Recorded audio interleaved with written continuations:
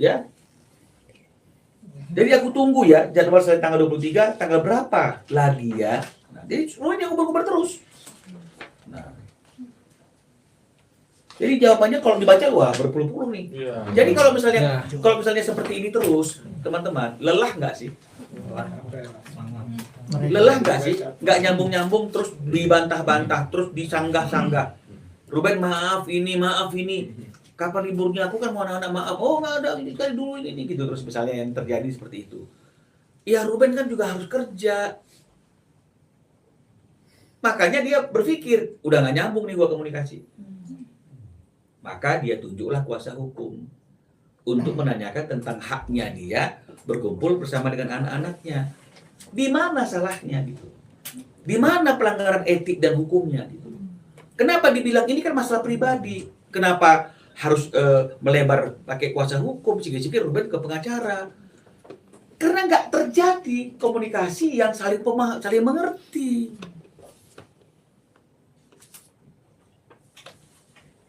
Oke ya, jadi itu penjelasan panjang lebar tentang komunikasi. Ada lagi Bang, kan kemarin udah isu debt collector kan udah banyak ya Bang. Sekarang muncul lagi tiba-tiba Sarwenda menyebut Ruben Onsu pinjol gitu Bang. Benar? Buktikan aja kalau memang Ruben ada pinjol.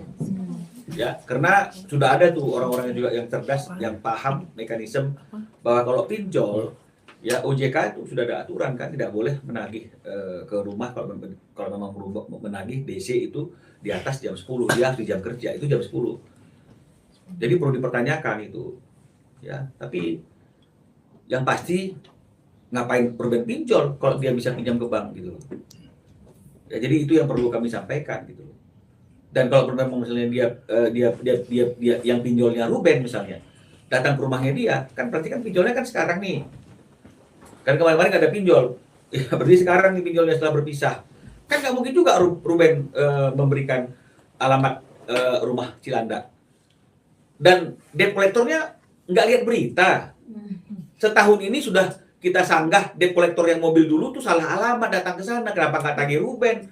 Ruben tuh rumahnya bukan di sana. Alamat terbarunya sudah ada. Kerjanya di stasiun televisi.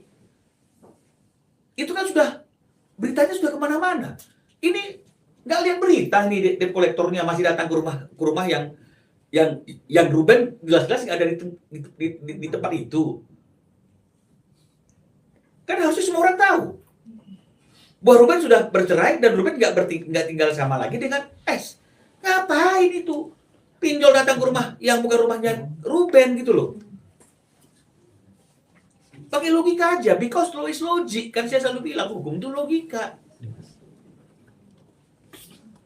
Udah ya, itu tentang pinjol, tentang komunikasi sudah selesai. Ada yang lain? Bang, Soal satu-satu dong gantian, yang belakang dulu. Kalau soal tudingan selingkuh Bang ada katanya beliin kasur untuk wanita lain Bang. Buktikan kalau memang Ruben selingkuh. Emangnya sekarang ada nih ceritanya Ruben itu setelah bercerai terus dekat dengan orang lain. Kan kemarin kita sudah bilang Ruben itu juga salah satu endorse tempat tidur, kasur. Jadi akhirnya bicarain kasur, nanti dibilang kasur-kasur pun pengantarnya diomongin loh. Ini kan dalam proses pembuktian yang ada relevansinya. Kan Ruben kan endorse kasur. Makanya kita bilang kasur yang ada di kamarnya yang sekarang itu yang kemarin dipakai untuk pijit-pijit. Itu juga endorse-nya Ruben. Jadi kalau misalnya kemudian sebagai dia endorse kemudian dia dapat kasur dan karena sudah pindah, karena sudah pisah pun kasurnya atau rumahnya lagi dibangun renovasi, kasurnya itu di tempat, apakah saya kan selingkuh gitu loh? Karena saya sudah bilang loh, sebelum ada isu selingkuh, sebelum ada isu ada kasur, kan saya sudah bilang dia endorse kasur, betul nggak? Betul kan? Jadi kan nggak ada dusta di antara kita kan, begitu artinya. Jadi kalau kenapa dibilang selingkuh? Buktikan dong kalau memang dia selingkuh. Karena kalau suatu tuduhan yang tidak dapat dibuktikan itu fitnah. Dan sekali lagi, kita ini kan persoalannya kan mengenai masalah anak. Anak yang tidak bisa berkumpul bersama Ruben. Kok larinya ke selingkuh, dugaan selingkuh. Itu kalau pas untuk masalah perceraian oke, kan gitu artinya. Ini kan sudah lewat masanya gitu. Apalagi memang itu tidak bisa dibuktikan. Masa gara-gara Ruben ada dapat kasur dari orang yang mengendorse dia terus saya menduganya dia selingkuh. Ini kan kejauhan. Ya. Clear ya tentang kasur ya. Ya. Nah, tentang apa lagi? Oke bang, mobil bang, terkait rumah rempok bang. Apa? Terkait rumah rempok. Terkait rumah rempok bang, ini kan Sarwenda kemarin bilang juga surat-surat rumah yang dirempok itu kan bagian dari miliknya bang setelah putus perceraian. Nah, surat-suratnya itu kan diminta oleh dia kepada korban. Tapi ternyata surat-suratnya sendiri ada sudah korban berikan ke bank, mungkin bagaimana bang? Tidak ada. S itu minta surat-surat rumah aset ke Ruben. Yang ada itu kami menyurati kuasa hukumnya untuk meminta surat villa yang sertifikatnya itu ada sama dia. Gitu. Kenapa kami minta? Karena di atas 39 kembali lagi. Memang itu acuannya kok. Kesepakatan bersama mereka tuh di situ. Dikatakan bahwa ketika udah dibagi mana yang menjadi milik pihak pertama dan mana menjadi pihak kedua, maka seketika itu masing-masing pihak sudah bisa menguasai sepenuhnya. Ada kata-kata sepenuhnya. Kalau sepenuhnya kan berarti kan de facto dan de jure. De facto itu adalah fisiknya, de jure itu suratnya. Maka kami minta suratnya. Kami bertulis surat itu pada tanggal 20 Mei. Enggak preskon. Enggak kami kasih tahu juga sama siapa-siapa kami bertulis surat. Kan gitu, di ruangan tertutup. Nah, atas surat kami itu, kuasa hukumnya S membalas surat kami itu di tanggal 26 Mei, 6 hari kemudian. Yang intinya dia tidak mau memberikan, ya kliennya keberatan untuk memberikan karena masih ada hal-hal yang belum terselesaikan mengenai masalah hitung-hitungan gonogini karena masih ada yang di dalam jaminan. Ya nggak apa-apa juga, kami juga nggak pernah artinya itu kemudian preskon ini gara-gara ini kami nggak nikah, nggak ada juga. Tanggal 26 Mei nih, adem-adem aja, ya. Kami juga nggak kemana-mana. Tiba-tiba, nah ini yang menjadi pemicu masalah ini menjadi ke publik. Tapi kami yang dituduh membawa ini ke masalah ke ranah publik. Ya, tiba-tiba tanggal 31 Mei 2026 mereka preskon nih. Betul ya? Dengan judul Ruben sudah tidak nafkahi anak sejak akhir tahun 2025. Betul ya? Atas preskonnya dia di tanggal 25 siang atau pagi itu, malamnya kami menggunakan hak jawab kami preskon lagi. Kan begitu.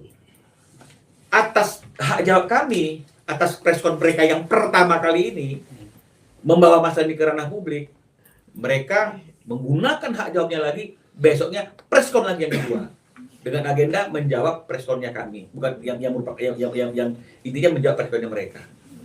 Gara-gara dia keluar lagi menjawab preskon kami yang menjawab preskonnya dia, Ruben minta saya keluar lagi, maka saya keluar lagi yang kedua.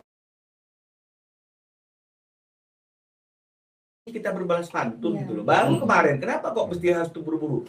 Itulah istilah berbalas pantun itu kalau ada hak ciptanya tuh ya saya ngomong ini. Tolong jangan dipakai istilah itu. Nah, jadi dengan kondisi yang seperti ini, siapa sih yang membawa masalah ini pertama kali ke ranah publik? Siapa yang membawa pertama kali ke ranah publik? Enggak ada. Setelah perceraian, ada surat menuntut, enggak ada yang tahu. Masalah-masalah perjuangan-perjuangan kami yang lain tentang enggak ada yang tahu. Paling-paling kalau misalnya saya ditanya teman-teman karena klarifikasi terkait adanya isu Onyo curi parfum, kan masih sebatas itu. Tidak mengenai masalah sebatas anak dan lain-lain. Betul ya? Nah, mereka muncul duluan.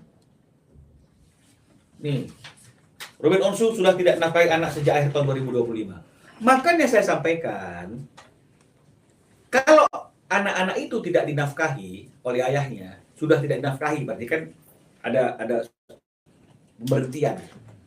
Pemberhentian ini pun kan ada sebabnya, kan saya sudah ceritakan juga. Kita tunggu rinciannya, perhitungannya itu. Gitu, ya. Tidak disampaikan.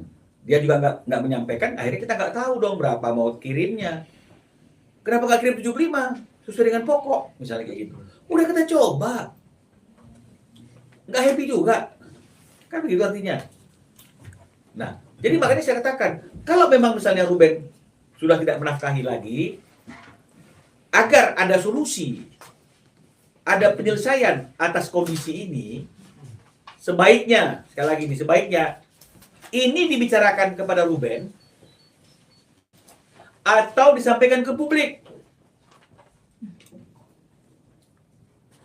Mau minta uangnya dari publik, uang nafkahnya. Karena pasti yang bisa kasih solusi cuma ayahnya. Kenapa nggak disampaikan ke ayahnya, tapi disampaikan ke publik? Patut nggak diduga bahwa memang ada niat-niat ingin memojokkan dan ingin mempermalukan Ruben? Patut dong diduga. Patut nggak kami kalau misalnya membuka banyak hal untuk bukti-bukti bahwa nggak seperti itu situasinya? Ya patut dong. Masa ketika seorang advokat yang sedang berjuang untuk membela kepentingan hukum kliennya dengan melampirkan bukti-bukti dibilang nggak beretika?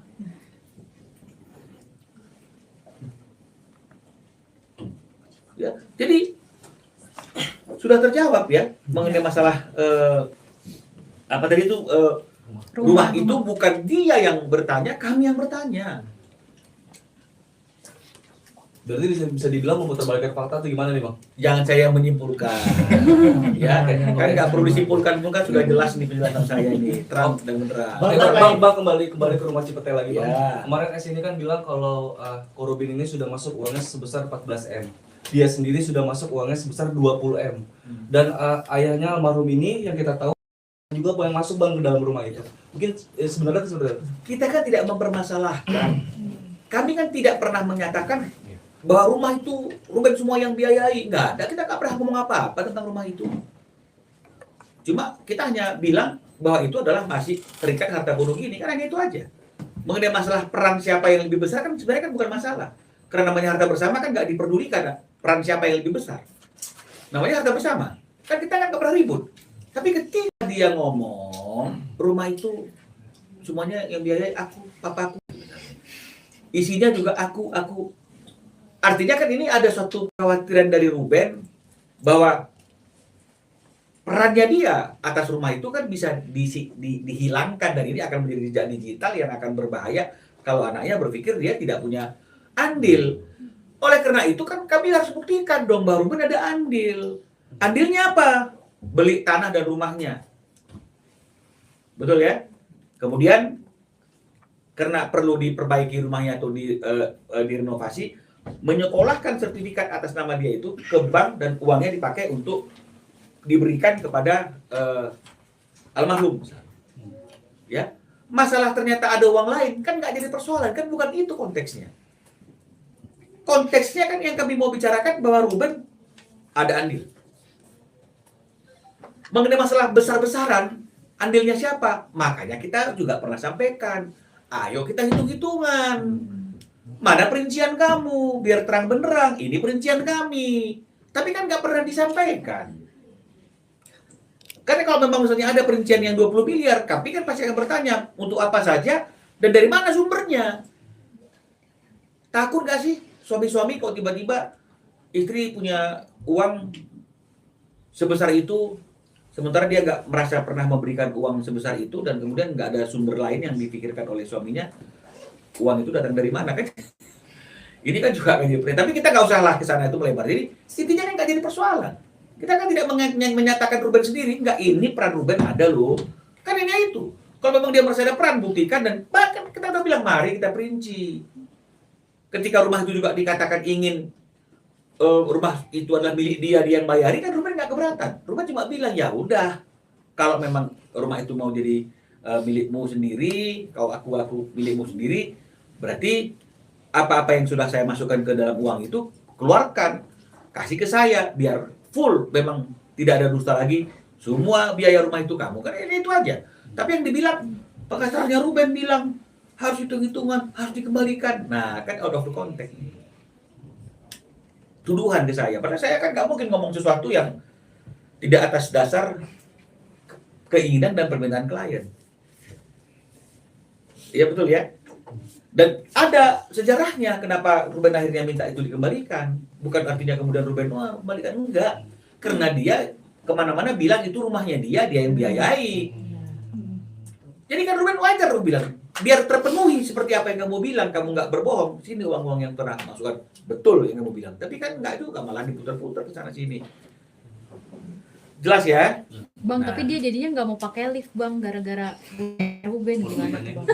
Setelah kita Kemarin. sampaikan liftnya dari Ruben nggak mau pakai lift, Iya. tapi selama ini kan pasti pakai lift kan. Iya betul. Dan kita kan nggak pernah mempersoalkan dia mau pakai lift apa tidak, yang minta lift itu anaknya atau siapa kan kita nggak mempersoalkan. Kita cuma ingin menyatakan kalau dia mengaku-ngaku bahwa seluruh isi rumah itu dia, ya kita cuma bilang ya nggak kamu semua lah gitu misalnya.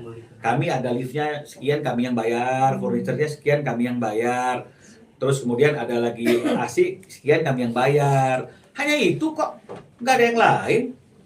Bukan untuk hal-hal yang mempermalukan dia, nggak hanya untuk membuktikan bahwa kami tidak seperti apa yang disampaikan oleh mereka. Dan itu memang sesuatu hal yang lazim dalam dunia hukum. Ada kebebasan untuk membuktikan sesuatu yang sepanjang itu ada relevansinya dengan persoalan. Clear ya? Nah, Lift itu kan katanya bang kemauan anak-anak. kan seperti yang saya bilang, mau kemauan anak-anak, mau kemauan babysitternya, mau kemauan supirnya atau kemauan siapapun kan kita hanya mau menyampaikan ketika ada pernyataan itu semua aku, ya kita bilang jangan gitu dong. Lift kan masih kita yang bayar. Hanya itu kok. Nggak ada yang lain. Di mana salahnya? Abang, kan si Sarwenda juga bilang Bukti banyak nih ya, bingung kayak nih. Gimana? untuk sekarang ini nanti dibuatkan ATM buat anak-anak. Kobensu sendiri sudah setuju akan hal itu supaya dia nggak otak-atik duit itu langsung ke anak-anak gitu. Kobensu tanggapannya? Terus anak-anak ke ATM sendiri cabut duit. Ya, Terus anak-anak bayar sendiri semua kebutuhannya. Kobensu udah tahu. Ayolah, tetap mau rekening anak-anak, mau rekening siapa-siapa, tapi yang mengelola pasti adalah orang dewasanya. Ya, jadi kita harus tertib dalam hal menggunakan keuangan karena semua harus dipertanggungjawabkan karena kita sudah tidak terikat suami istri lagi. Suami istri aja kadang-kadang mana pertanggungjawabannya kan begitu, apalagi sudah tidak terikat suami istri. Jadi persoalannya kan bukan masalah rekeningnya, ini kan bukan rekening yang bermasalah ini, tapi berapa dan tata kelolanya dan perinciannya. Nah, saya nggak tahu ya karena saya ya tidak pernah disampaikan dari mereka secara formal bahwa buka rekening misalnya ya solusi. Saya nggak pernah dapat informasi itu. Ruben juga menyatakan bang bagaimana nih ada usulan dari mereka seperti ini, nggak pernah juga. Mereka menyampaikan hal ini kan ke media, ke publik. Makanya saya katakan jangan apa-apa ke publik terus kita yang difitnah. Bilang kita yang ke publik, kita hanya klarifikasi kok. Sampaikan dong ke kita. Berarti Bensu Iya, belum kan saya sudah sampaikan. Dia belum dengar. iyalah. Dengarnya dari masyarakat lagi kan gitu. Akhirnya oh dulu pernah kok nanti nggak ditunjukkan lagi. Tapi pakai nomor yang udah nggak aktif ini. Itu terkait komunikasi yang tadi abang bacakan berarti itu sebelum Desember 2025 ya. Setelah itu kan nggak ada komunikasi lagi yang Wenda Ya karena kan begitu komunikasi ini selalu ada benturan-benturan seperti tadi yang kalian bayangkan dialognya itu. Kan berbeda lah.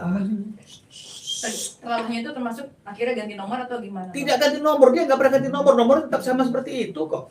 Dia tidak ganti nomor, ya.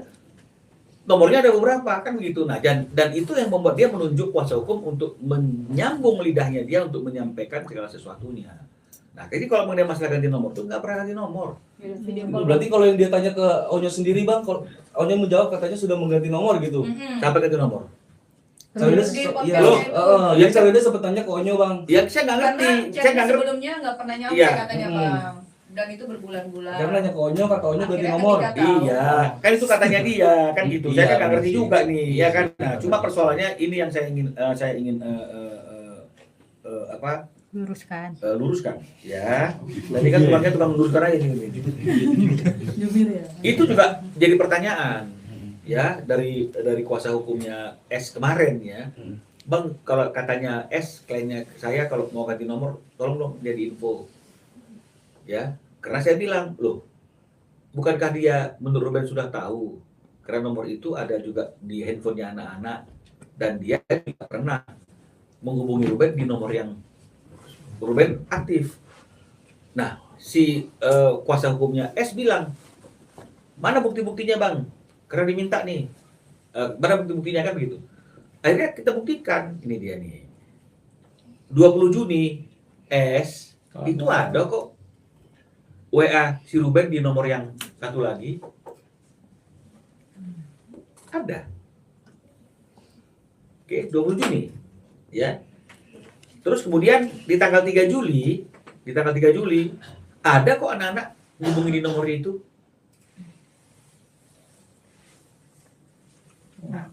Ya. Di 29 Oktober ada kok S ngechat Ruben di nomor itu. Jadi artinya kan gak ganti nomor kan? Dia hanya memilih chat di satu nomor yang satu lagi gitu. Jadi jangan ada isu ganti nomor karena ini ada buktinya kok. Tuh kan. Tuh.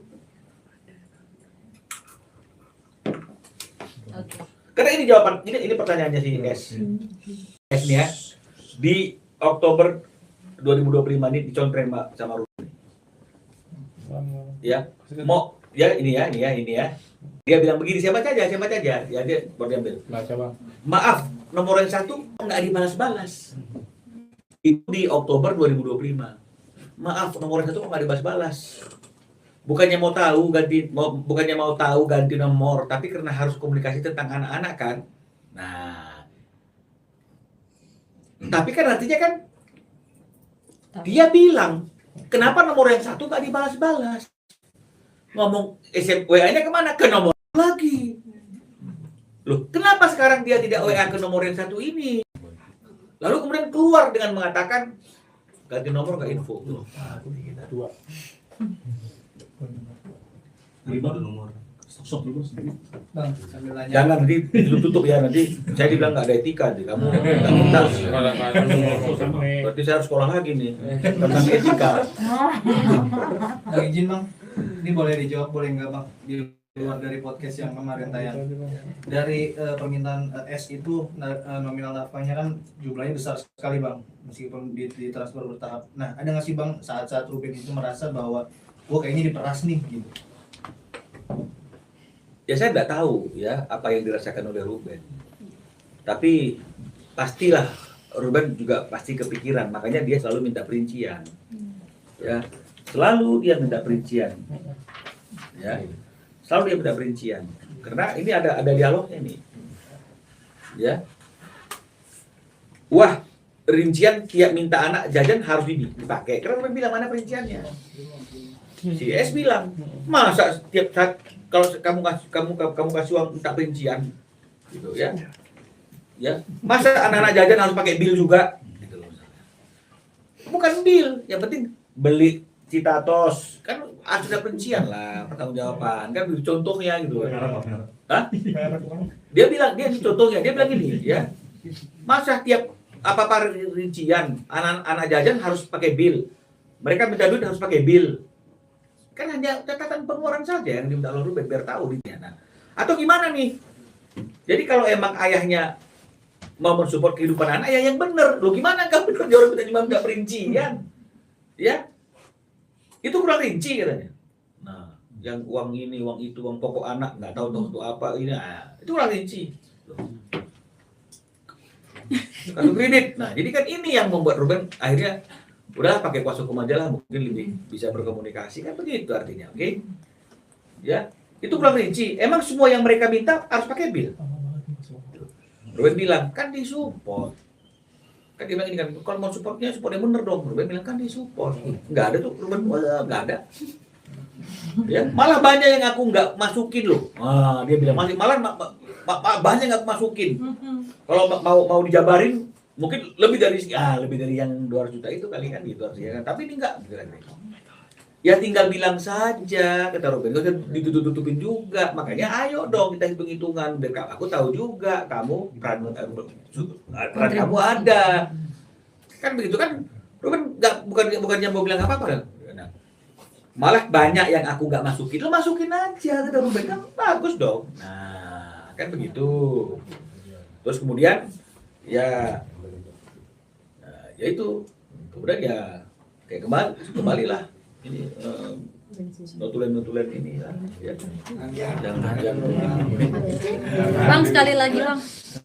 Terakhir Bang, video kan ini kan semua dari satu podcast yang ditayangkan itu tidak ada satupun barang bukti berupa chat kah atau apakah yang ditampilkan gitu Bang. Malah menuduh segala ada perselingkuhan dan lain-lain, mungkin akan menempuh jalur hukum. ya Bang, belum terkait ada ini. arah sana ya, jadi mungkin dia nggak ingin membuktikan, ya mungkin takut melanggar etika, saya nggak ngerti juga, atau mungkin nggak ada bukti atau apa ya, saya nggak ngerti. Tapi orang-orang kan memang beda-beda kan cara kerjanya, makanya dia bilang kuasa hukumnya beda, ya memang beda. Kalau kita sih harus ada faktanya kan begitu.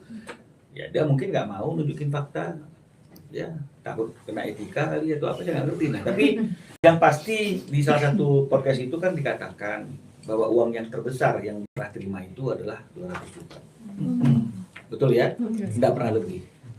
Jadi saya mau tunjukkan bahwa variabel uang yang dia terima itu memang tidak selalu 200 juta, kadang-kadang 207, ya, kadang-kadang 207 juta, ya, kadang-kadang 243 juta, ya, kadang-kadang 260 juta, benar nggak terlalu 200 gitu, ya, lebih ini dia ini 263-nya ini ada 263, jadi memang benar, ya, nggak 200 juta gitu loh, Lebih.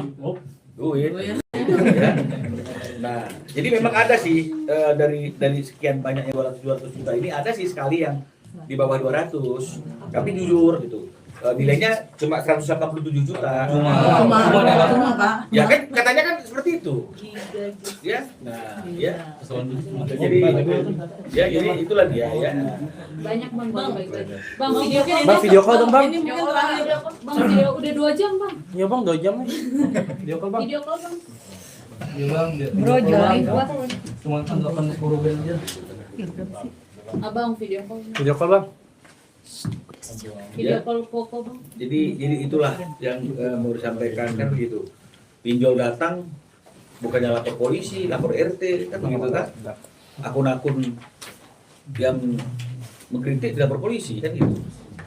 Yang mengancam keamanan dan keselamatan mereka karena ada 3 mobil nggak lapor polisi, tapi lapornya ke media ini. Terkait Ya, kan? postingan Onyo Bang yang bilang bilang kalau bohong. podcast itu Bilang bohong, bohong. isinya bohong. Ya saya kan nggak bisa komentari ya tentang kebohongan itu. Nah sekarang saya mau bahas dulu tentang rumah tuh. Kan dia bilang kan dia tidak tahu menanggung. Betul nggak sih? Saya nggak tahu. Tiba-tiba setelah cerai baru saya tahu ada pinjaman. Betul nggak? Betul nggak sih? Betul. Nah, jadi ini ada akad kreditnya nih, ya. Ini harus ditutupi nih nanti gila saya berarti kalau ini ya. Jadi ini ada akad kredit, ya. Jadi di sini di akad kredit itu kan saya sudah bilang nggak mungkin kalau ada kredit di bank, ya, bank tidak minta suami istri ini bertanda tangan, kan gitu. Jadi di sini jelas dikatakan, ya.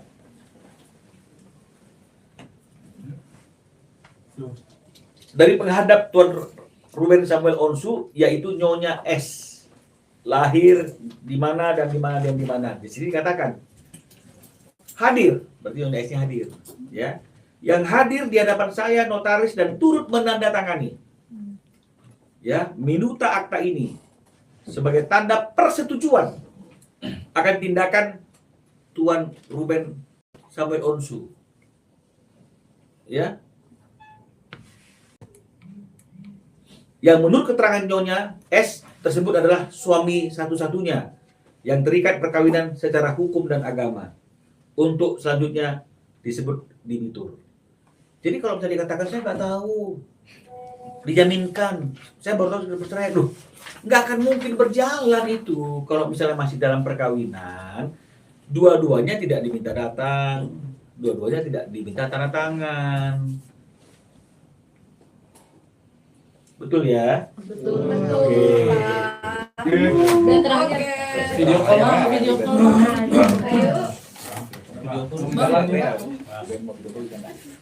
Sebelum ditanyakan, tanya yang lain dong. Tanya yang lain dong. Ke kamera. Masa 1,5 jam cuma yang gini, aduh. Aduh. Tapi udah lengkap, Pak. Ruben Syekh. Ruben nggak bisa dihubungin dia baru kasih kabar karena dia juga lagi ada live. Ya. Ya udah. Kesempatan yang lain. Iya. Ada yang lain? Udah bang, cukup Bang, bang. masih ada 4 yang antri. Soalnya mau pada naik cube bang. Oke. Gak ada pertanyaan ini, gak ada pertanyaan bahwa dia mengatakan bahwa dia tidak pernah suka ribut-ribut. Oh iya, dia sebenarnya bilang nggak pernah bilang cong depan anak-anak.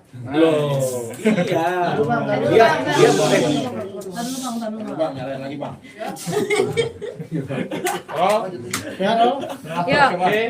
Ya. Dia boleh sih, ya. Dia boleh sih ngomong nggak pernah bilang cong. Ya, kan saya sudah bilang kalau di ruangan terbuka aja berani, apalagi di ruangan tertutup, tiba-tiba Ruben keluar memang dia anak sering. Dia boleh bantah, nggak jadi persoalan. Karena memang kadang-kadang dalam hidup ini orang yang mengucapkan itu lebih cepat lupa daripada orang yang mendengarkan. Nah, jadi nggak jadi persoalan. Ya itu dia yang perlu kami sampaikan. Dan termasuk yang dikatakan bahwa dia nggak pernah ribut-ribut di depan anak. Dia nggak mau ribut-ribut yang artinya seluruh keluarga besar tahu, betul ya? Nah, dan karena dia ada etika, betul ya? Nah, jadi coba mau video nih, ini untuk pembuktian loh ya, bukan ada maksud untuk melanggar etika, ya. Coba. Jelas, Bang. Suaranya, lu. Suaranya dulu. Tahan, Bang. Gedein bang.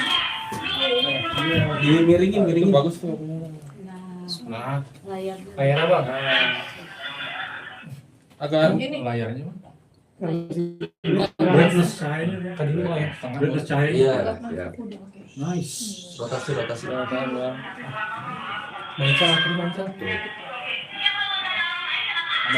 Tuh. Satu rumah tahu tuh. Ruben dimarah-marahin nih. Itu gara-gara apa bang?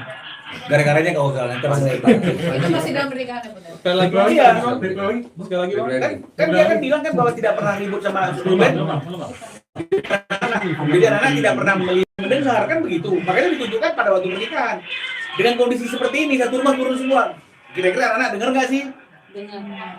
Jadi kalau dia bilang tidak pernah lu bertengkar di depan anak-anak, tapi di ruangan tertutup ini kayak begini ngapain? Emang nggak dengar semua orang?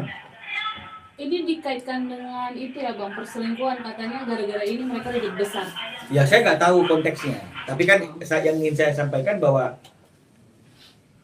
kan nggak benar lah. Ya, buktinya tuh berani tuh ribut-ribut teriak-teriak sampai satu rumah tuh dengar gitu loh. Kan kalau memang dibilang saya nggak mau dong bertengkar, apapun konteks pertengkarannya, dia kan nggak mau anak-anak tahu, anak-anak dengar. Kan itu kan kemarin yang poinnya kan. Iya. Dengan kondisi seperti ini, kira-kira cocok nggak sih situasinya?